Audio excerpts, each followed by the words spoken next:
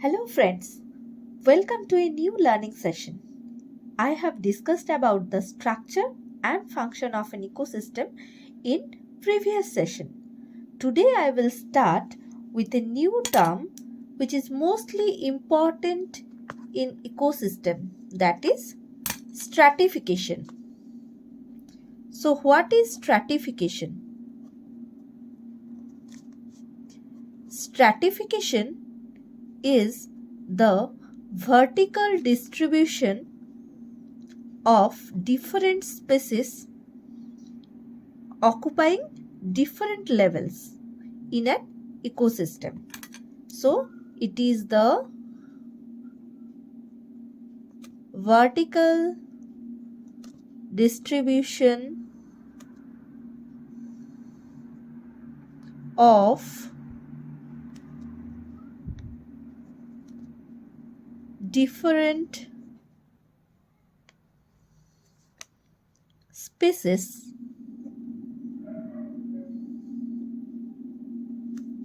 occupying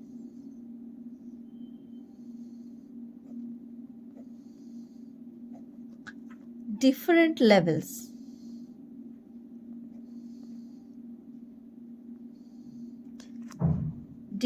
levels in an ecosystem.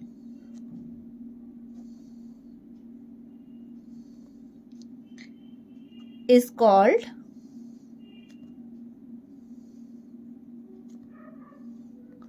stratification.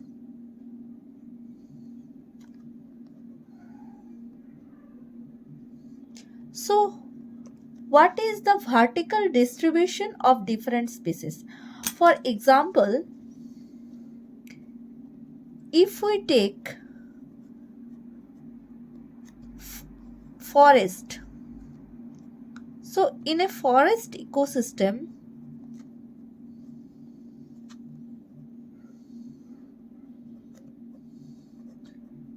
if trees, green trees occupy the top level,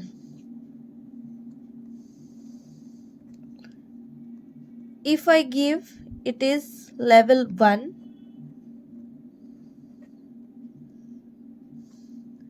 then shrubs occupy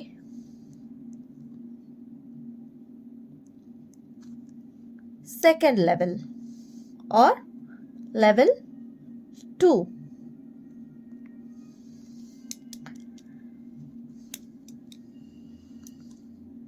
Then herbs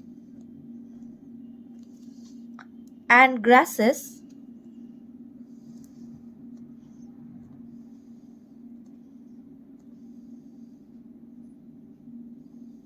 occupy the third level, that is level 3. So all these 3 levels here given, I am giving 3 levels. This is the bottom level, level 3. Level 3 is the bottom and level 1 is the topmost. And in between there are level 2, that is middle.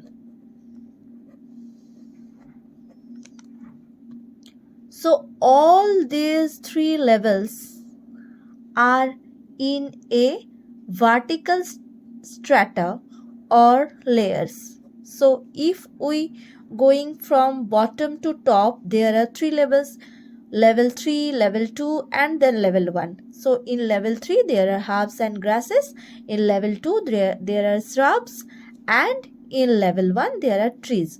So these vertically divided levels are called stratification. This vertical distribution, in a single level there is there are three different species. There are trees, there are shrubs, there are herbs and grasses. So three different categories of autotrophic plants are there. These are called stratification. Understood? Next, pond ecosystem. Now I am going to discuss a pond ecosystem.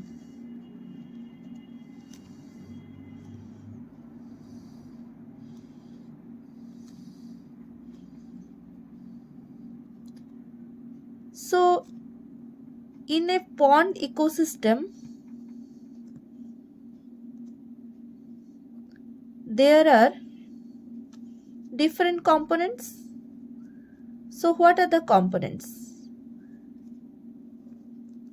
If we divide the components into two categories,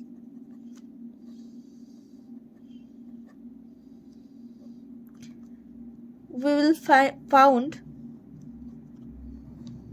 two components. One is abiotic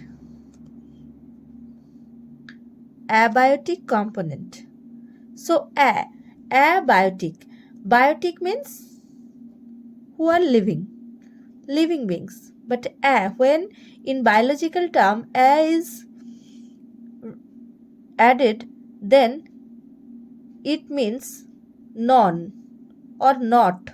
So abiotic means non-living. So abiotic components.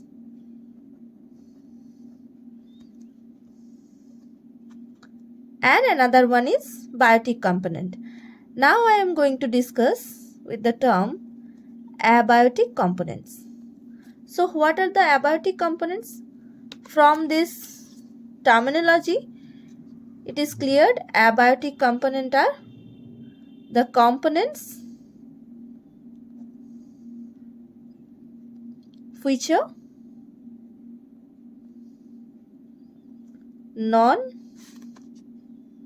non-living. So in an pond ecosystem, what are the non-living or abiotic components? Yes, they are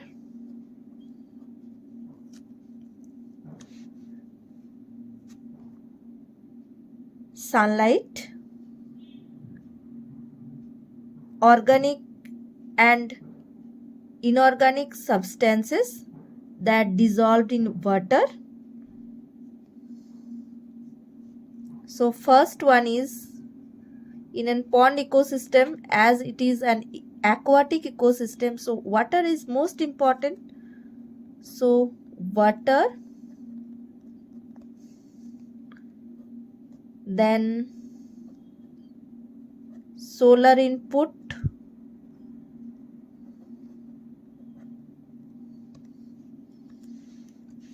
okay. So water with all dissolved, water with all dissolved inorganic, organic and inorganic substances.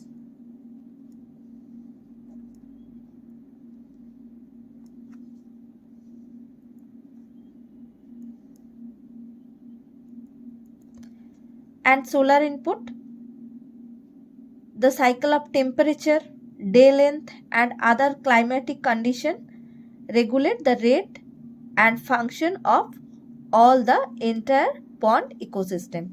So solar input which controls environmental temperature,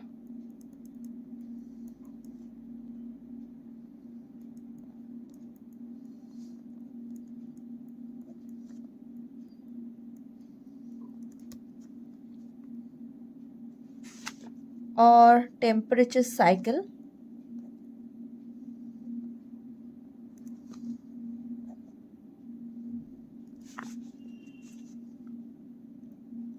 Next, day length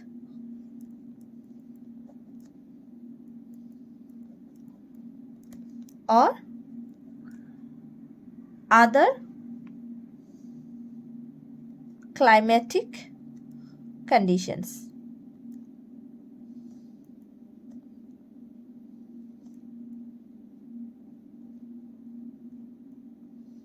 Okay. Next, come to biotic components.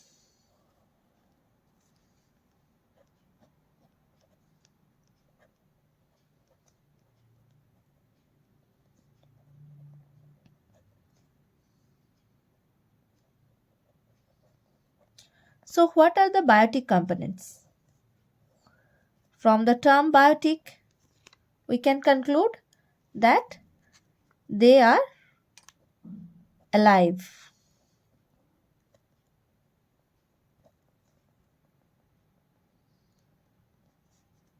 The components which are living beings.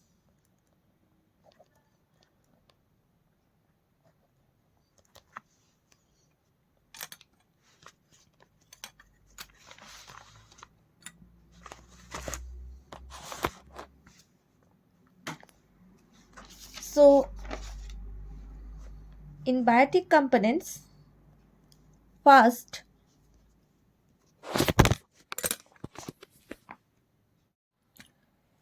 biotic components includes first phytoplankton, which determines the productivity of an pond ecosystem. So, phytoplanktons. So, what are phytoplankton? Phytoplankton are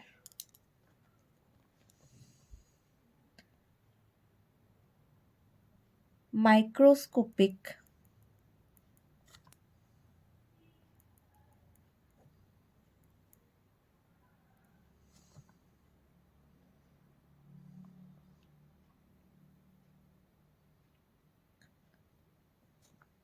autotrophic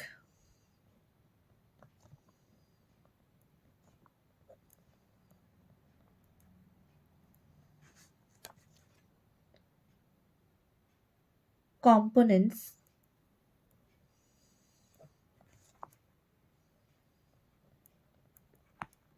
of an aquatic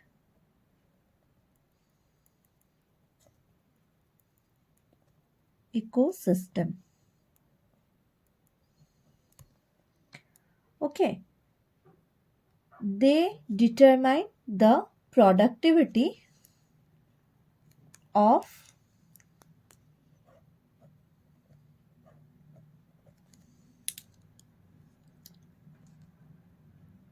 they determine the productivity of that particular ecosystem.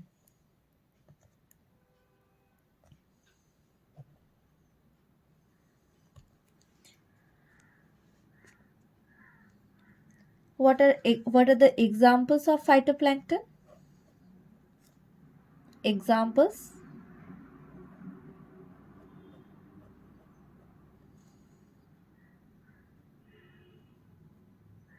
examples includes some algae and floating submerged and marginal plants found at the edges of an aquatic ecosystem. Some algae and floating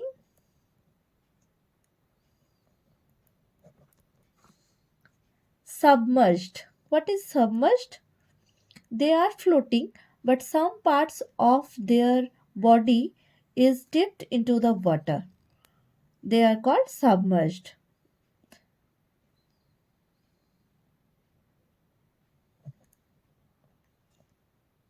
Submerged and marginal plants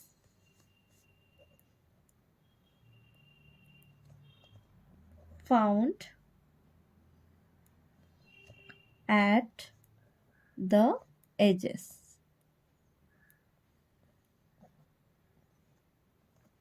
of an aquatic ecosystem.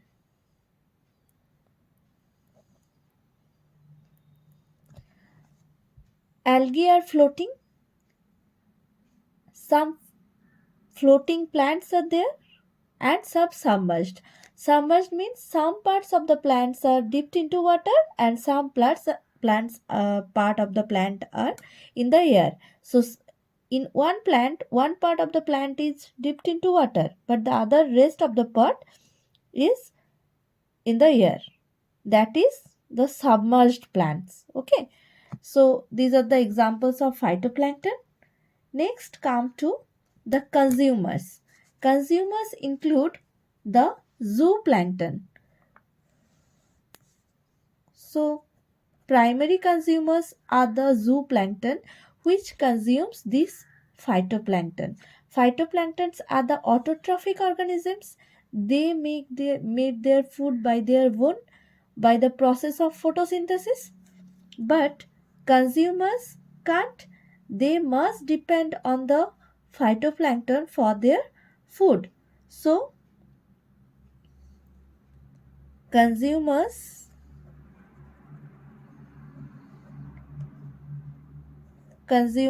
are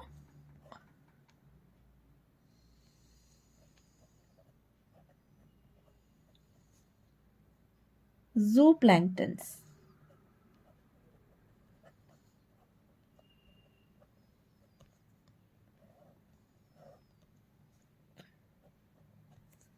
Zooplanktons are the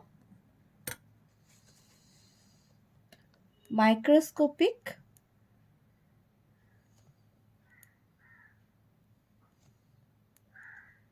free swimming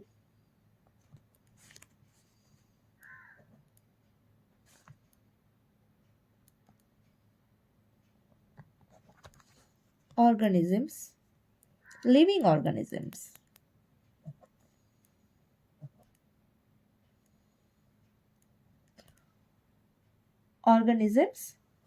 that feed on phytoplanktons.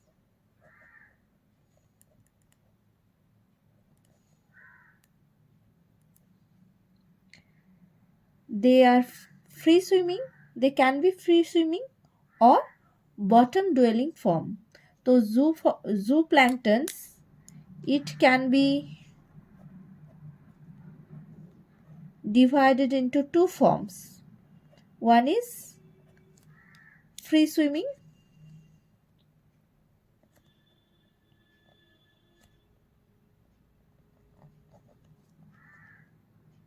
and another is bottom dwelling forms. If we take some water from an aquatic body and put that water under a microscope, we can see clearly the zooplanktons that swims into that water. And if we fix it in a slide, then we can clearly see that microorganism, zooplanktons, which are present in that particular water. Okay, so mm, we can see clearly, very clearly, if we experiment it in a lab. Next one are the decomposers.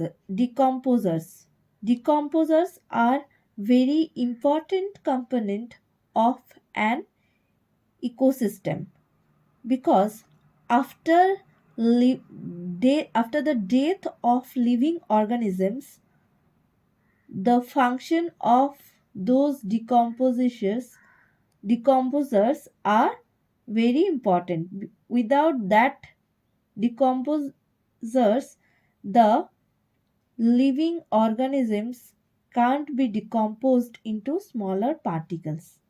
So what are the decomposers? Next one is decomposers.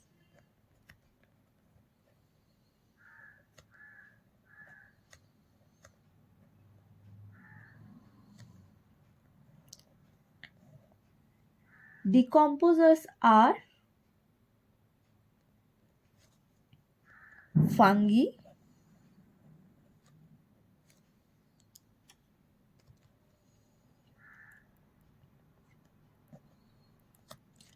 bacteria,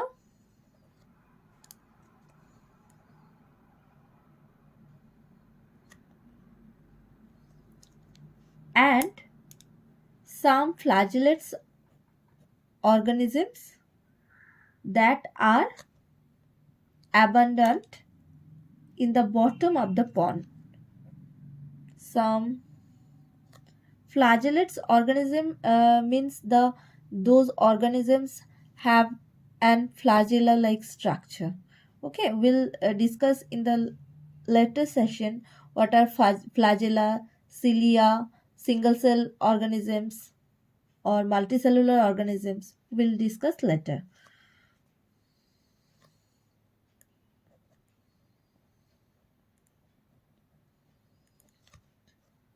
Flagellates organisms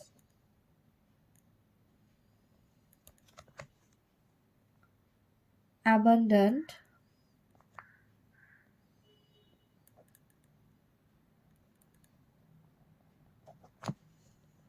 especially abundant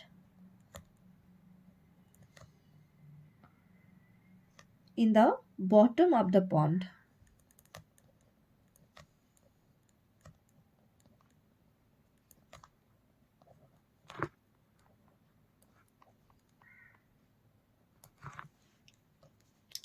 So these are all the components of an pond ecosystem. What are the components? We can summarize by abiotic components that are water, solar input, air also, and biotic components that are phytoplankton, consumers that is zooplankton, and decomposers. So these are all about the components.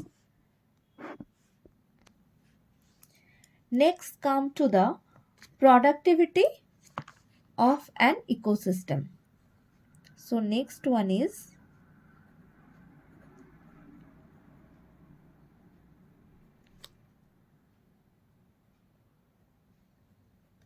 productivity.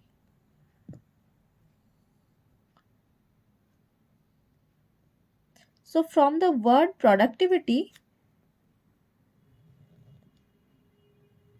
first we can understand it's related to the production of an ecosystem. So what is the production? Production, obviously it's the production of the food, and it can be possible only by the autotrophic organism.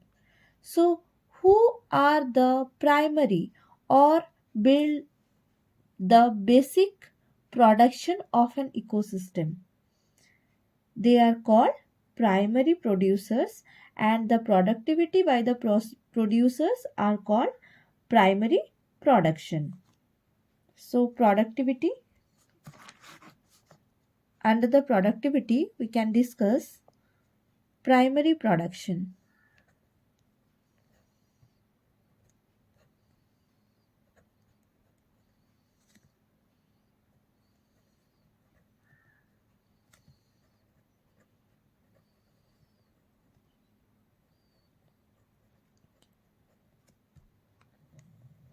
So primary production.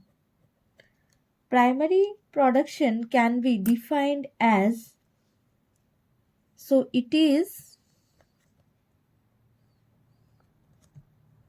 defined as the amount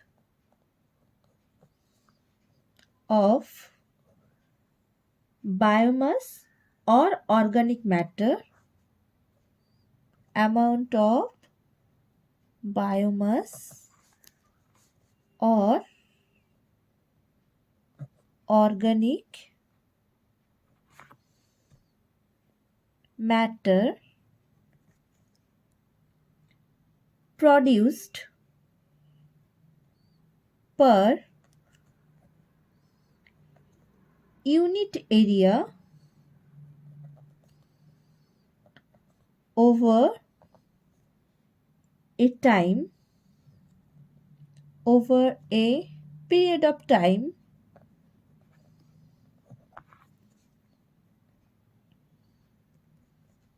by the autotrophic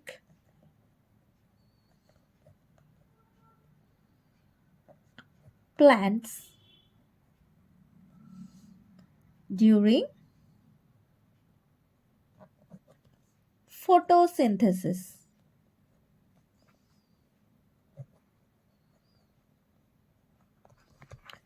So, the amount of food produced by the process of photosynthesis is called primary production. So, the by the process photosynthesis, organic matter is produced and it has some mass, that is biomass. So, per unit area, per unit area over a period of time, it is called primary production. Understood? Next one is, so the unit of primary production, it is very important. It is expressed in terms of weight, because area are there and biomass are there. So what will be the unit? Area. So the unit of area can be measured by meter, centimeter, or biomass. Mass is related, so it can be in gram, in uh, calorie, or kilocalorie. So the unit of biomass, sorry, the unit of primary production can be expressed, it can be expressed in terms of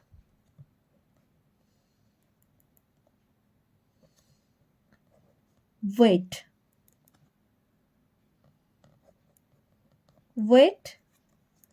So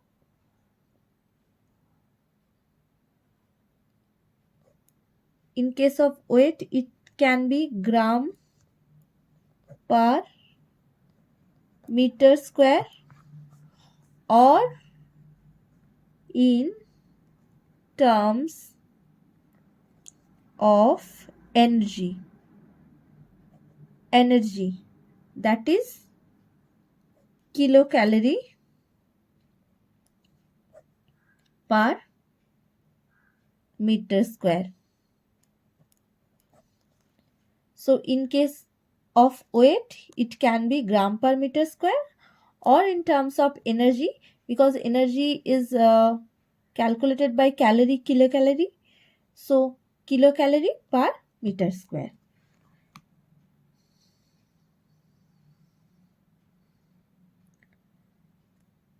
One important thing is, for the primary production or for the process of photosynthesis, one thing is mostly required, that is the solar energy, which is an important thing for the production of organic matter or organic food. So solar energy is taken by the green plants, and that energy is converted in the form of food. So a constant input of solar energy is the basic requirement for any ecosystem to function and sustain. So a it is very important note,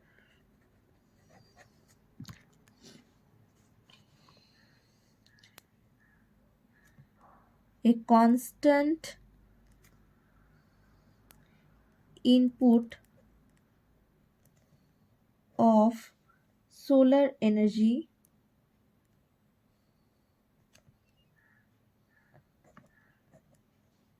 is the basic requirement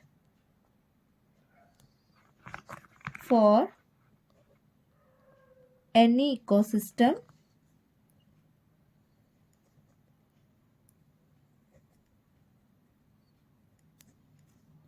to function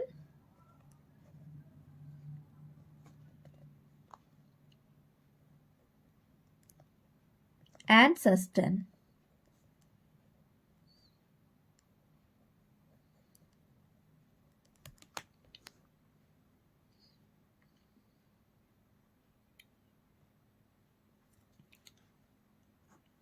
So it is primary production. Then what is the productivity? The rate of biomass production is called productivity. So productivity is the rate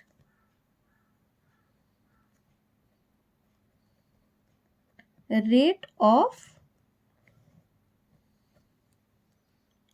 biomass production. So the rate of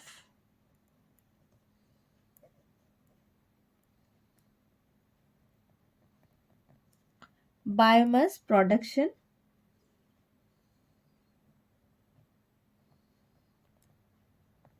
is called productivity.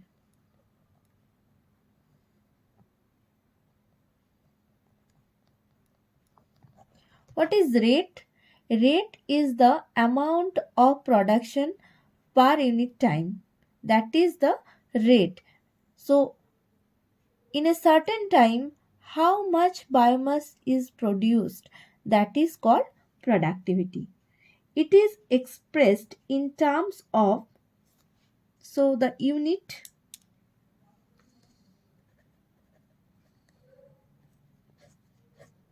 as time period is included in the term productivity, so it is expressed in terms of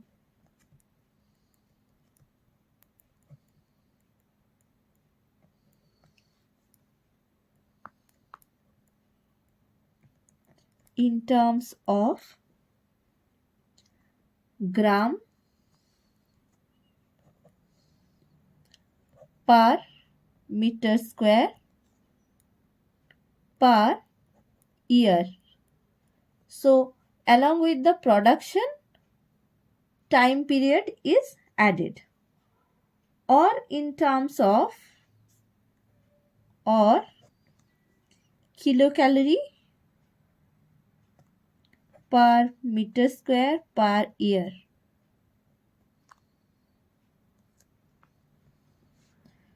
Okay, next one, this productivity, it can be of two types. What are the types? Productivity can be divided into two types. One is gross primary production.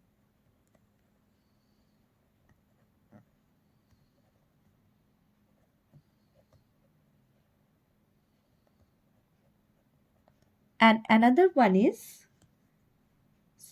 sorry, not gross primary productivity. Product,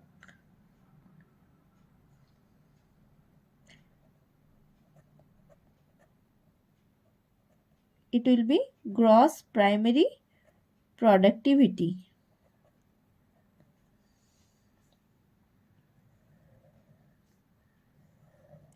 And another one is net primary productivity.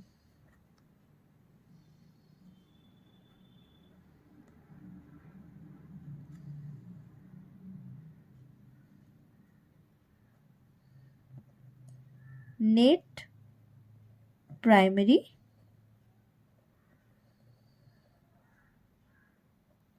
productivity.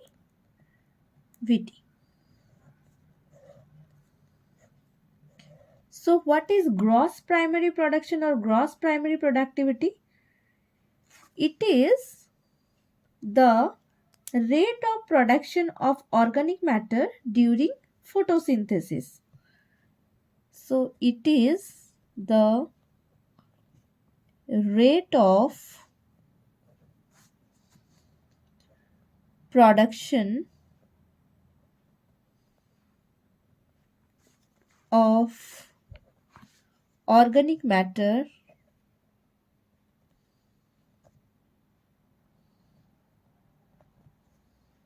during photosynthesis.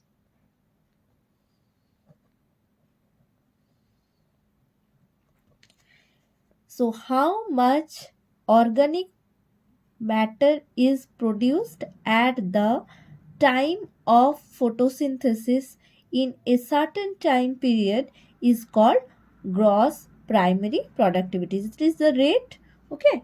So it is gross primary productivity. From this gross primary productivity, some amount is utilized by the green plants at the time of their respiration because it is their own expense. They produced their food by their own, and from the produced food they utilize some amount of that food at the time of their respiration. So a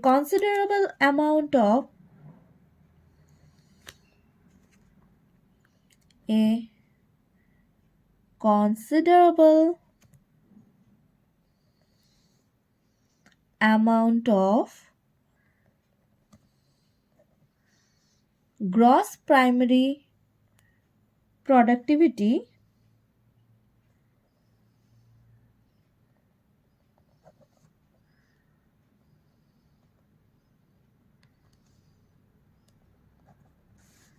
is utilized by the green plants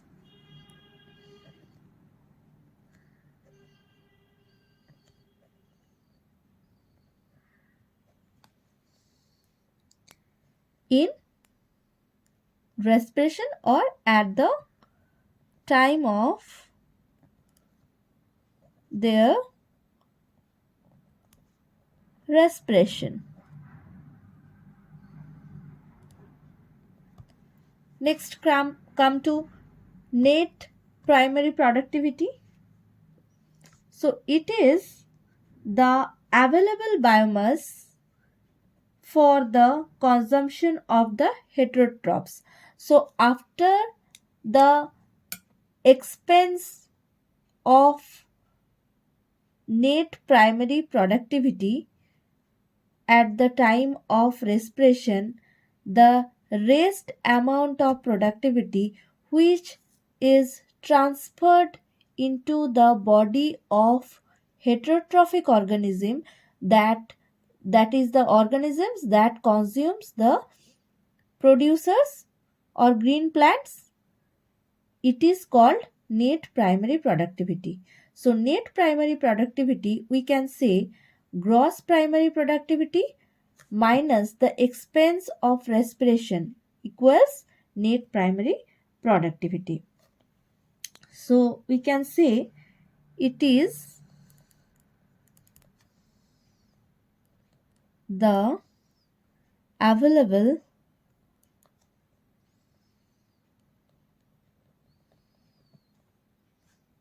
biomass for the consumption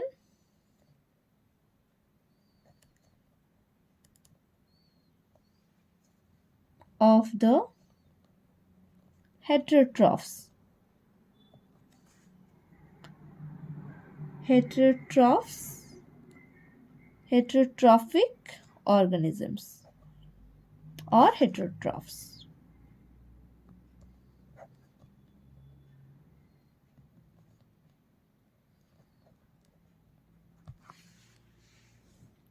So we can say gross primary productivity minus respiration losses is the net primary productivity. So it can be said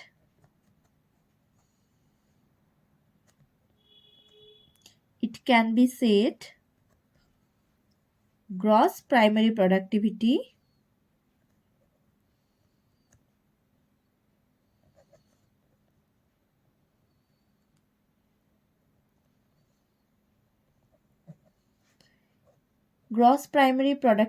in short we can write GPP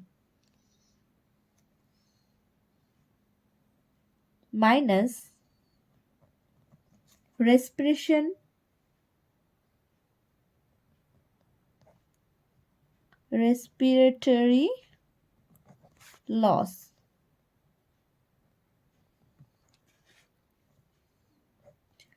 It can be represented by R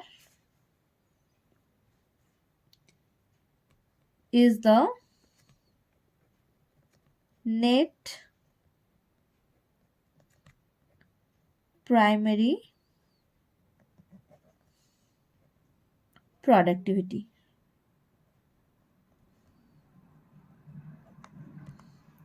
Net primary productivity can be written NPP.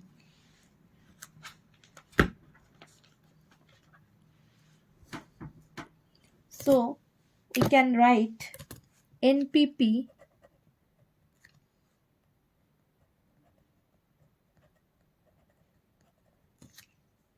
equals GPP minus R, means gross primary productivity minus respiratory losses equals net primary productivity. So this net primary productivity is transferred to the body of heterotrophic organisms when they consume autotrophic organisms.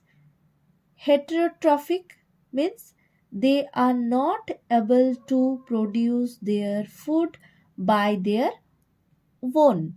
They have to depend on green plants for their food. So the amount of energy stored in the body of green plants that will be transferred in the body of heterotrophic organisms, and that amount of energy is net primary productions. I hope all of you can understand what is net primary productivity, what is gross primary productivity, and in each level from this net primary productivity, certain amount of energy is lost at the time of respiration of that organisms. So for examples, if we take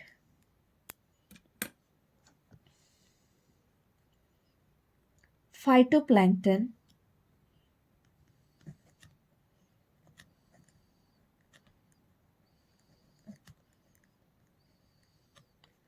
phytoplankton, the producers, they are the producers of an aquatic ecosystem.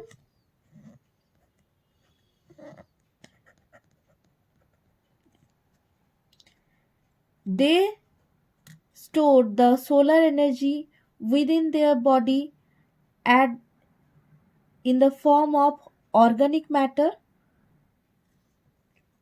When zooplankton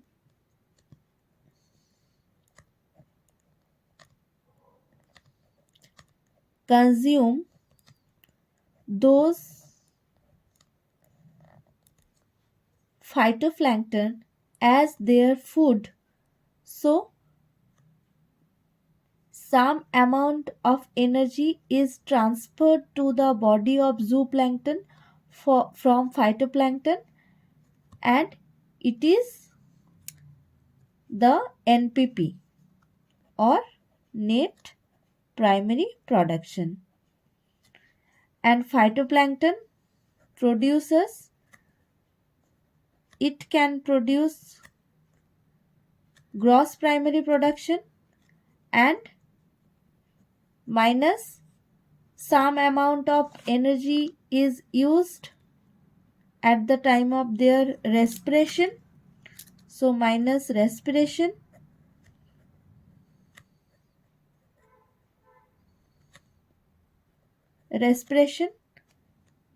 gross primary production minus respiration, that equals net primary production, which is transferred to the body of zooplankton. Zooplankton also respire, and from the body of zooplankton some amount of energy is lost during the time of their respiration. So when some small fish consume those zooplanktons as their food, so NPP, if I term it is NPP1, so from NPP1 minus respiration some energy is reduced, and NPP2 net primary production 2, so some amount of energy is lost, and in the next level this amount of net primary production is transferred. So step by step the amount of energy is reduced. Gross primary production, at the time of gross primary production energy is the most, and when we come to the next level it is little bit less, next level less in comparison to the previous level, and when some large fishes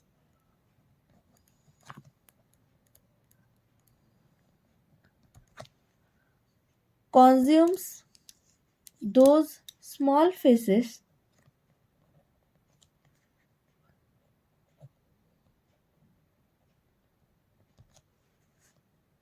NPP3 is transferred to their body. So it is also less, NPP3 is also less in comparison to NPP2, because from NPP2 some amount of energy is lost at the time of respiration in the body of small fishes, so this amount of energy is transferred to the next level. So if we go from the body of phytoplankton to the next level consumers. It is called primary consumers, secondary consumers, and tertiary consumers. So, from producers to the consumers, the amount of energy is less gradually because of the loss of respiration, loss of energy during the time of respiration or respiratory loss. I hope all of you can understand that how NPP is less at the higher level in a pond ecosystem.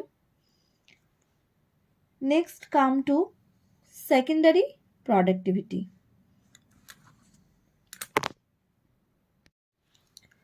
So secondary productivity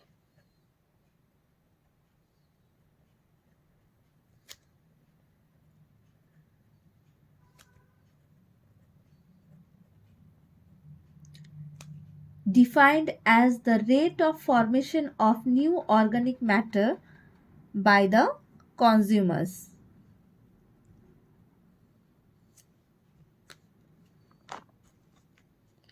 So secondary productivity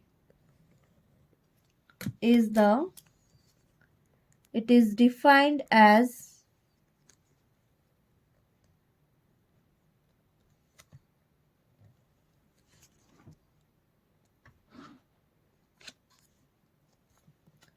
it is defined as the rate of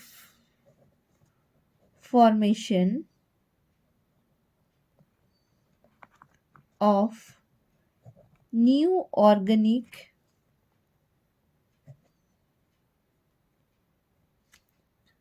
matter by consumers.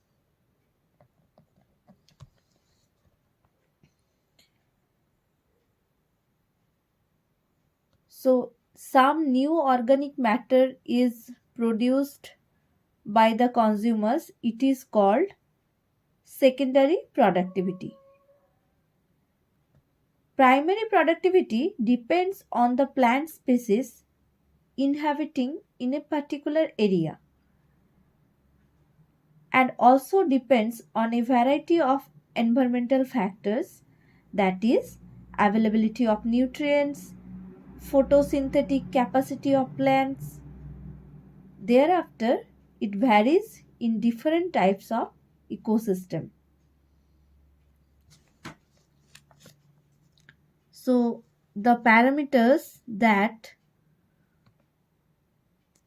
controls primary productivity are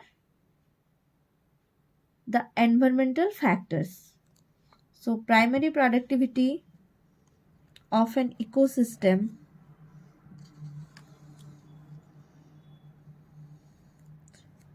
primary productivity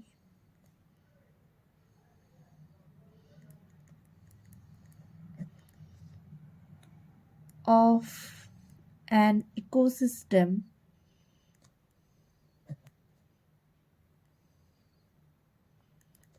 depends on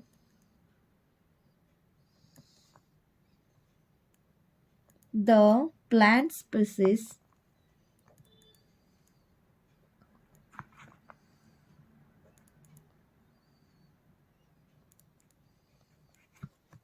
inhabiting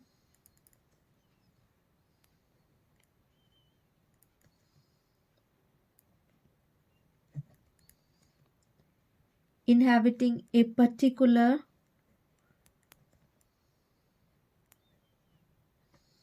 area.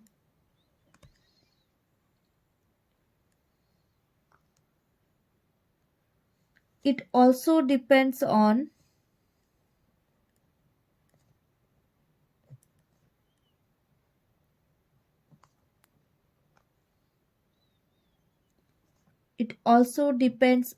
a variety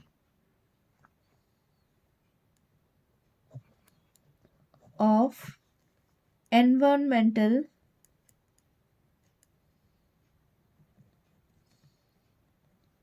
factors.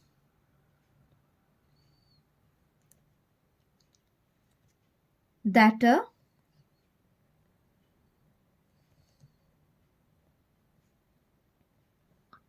availability of nutrients,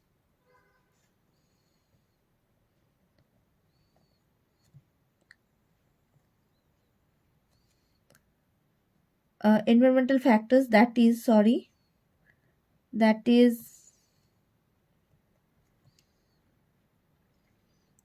availability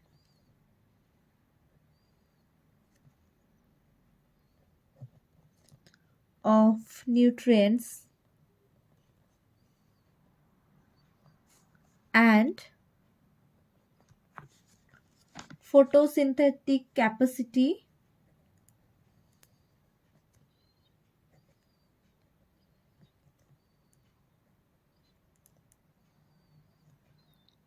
of plants.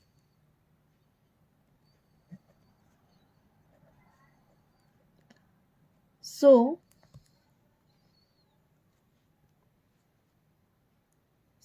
primary productivity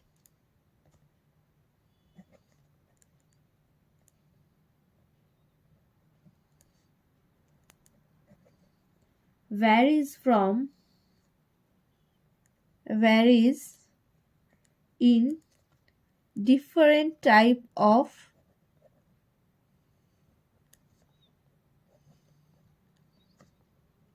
ecosystem.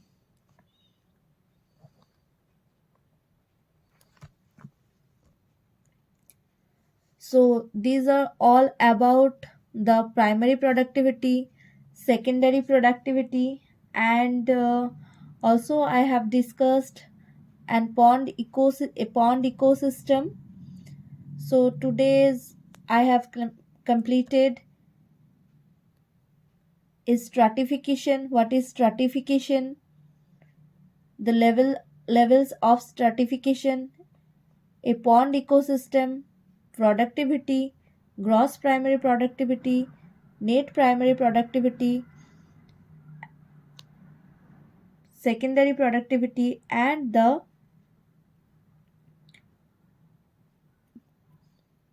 primary productivity dependence. That is primary productivity of an ecosystem that depends on the plant species or the availability of the nutrients or the photosynthetic capacity of plants. So we can say primary productivity varies from ecosystem to ecosystem. In different ecosystem, primary productivity will be different. In a pond ecosystem, primary productivity is different. In a terrestrial ecosystem, it will be different. So it varies from ecosystem to ecosystem. So this is all about today's session. In the next session, we will discuss the decomposition and also we will discuss some questions. Thank you.